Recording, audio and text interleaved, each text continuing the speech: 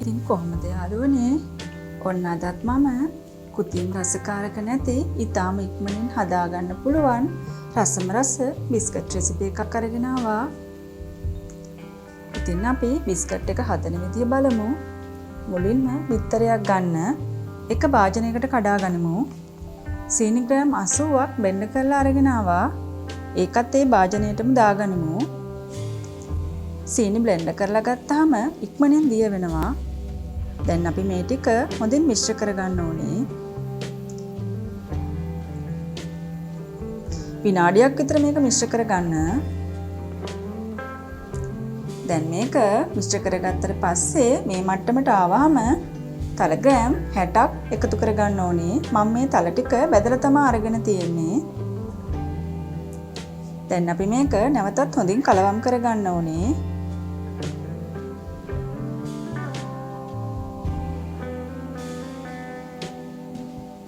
දැන් පෙනේරයක් අරගෙන ඒකට පාන් පිටි ග්‍රෑම් 125ක් දැනට එකතු කරගන්න.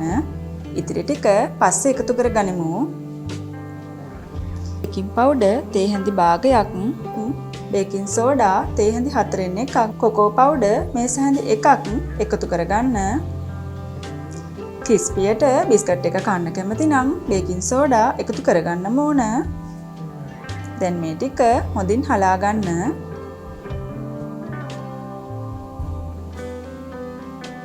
විනාඩියක් පමණ හොඳින් කලවම් කරගන්න. මෙන්න මේ මට්ටමට ආවට පස්සේ පොල් තෙල් මේස හැඳි දෙකක් එකතු කරගන්න. පොල් තෙල් වෙනුවට ඕනෑම තෙල් වර්ගයක් හරි බටර් මෙල්ට් කරලා හරි පාවිච්චි කරන්න පුළුවන්.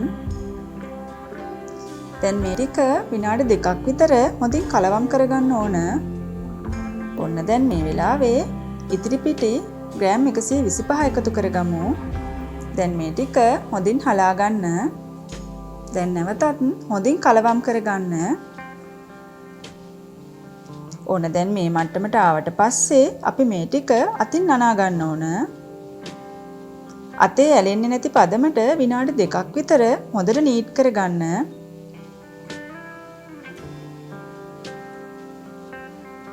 බලන්න. දැන් මේ පිටි මිශ්‍රණය අතේ ඇලෙන්නේ නැති වෙන්න හොඳට නීට් වෙලා තියෙනවා. අපි දැන් මේක පැත්තකින් තියාගෙන අපිට ඕන කරනවා බේකින් ට්‍රේ එකක්. බේකින් ට්‍රේ එකේ තෙල් ටිකක් හරි බටර් ටිකක් හරි ගාලා ආකාරයට ඔයිල් පේපර් එකක් අලව ගන්න ඕනේ. ඔන්න දැන් මේ වෙලාවේ ඔයාලට පුළුවන් බිස්කට් ටික හදාගන්න. මේ ආකාරයට මිශ්‍රණයෙන් ටිකෙන් ටික කඩාගෙන බෝලයක් වගේ හදලා අපි කැවුම් ගෙඩිය වඩන්නේ. අන්න ඒ ආකාරයට රවුම් හැඩයට මෙන්න මේ වගේ බිස්කට් එක හදාගන්න. ඔන්න දැන් මේ වෙලාවේ තමයි oven එක සෙන්ටිග්‍රේඩ් අංශක 180 විනාඩි 10ක් ප්‍රීහීට් වෙන්න තියාගන්න ඕනේ. අපිට මේ බිස්කට් එක ලිපේ වුණත් හදාගන්න පුළුවන්.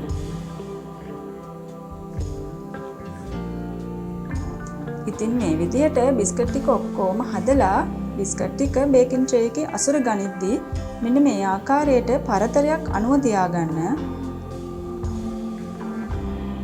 මොකද නැත්තම් බිස්කට් ටික බේක් වෙනකොට එකට ඇලෙන්න පුළුවන්. ඒ නිසා පරතරයක් ඇතිව ඒක අසුර ගන්න ඕනේ. දැන් අපි මේ බිස්කට් ටික විනාඩි 20ක් විතර බේක් කරගන්න ඕනේ. ඒ කාලය oven එකකින් oven එකට වෙනස් වෙන්න පුළුවන්. ඔන්න දැන් විනාඩි 20කට පස්සේ මම බිස්කට් ටික අරගෙන ආවා.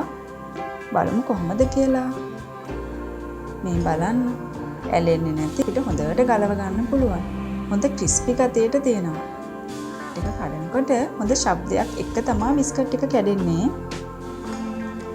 ඉතින් යාළුවනේ ඔයාලත් මේ සෞඛ්‍ය ආරක්ෂිත විදිහට හදන බිස්කට් එක හදලා පවුලේ අයත් එක්ක රස විඳින්න. මට කමෙන්ට් එවන්න, ෆොටෝස් එවන්න. මගේ channel එක subscribe කරන්න අමතක කරන්න එපා. ආයෙත් අපි අලුත් රෙසිපි එකකින් හමු වෙමු.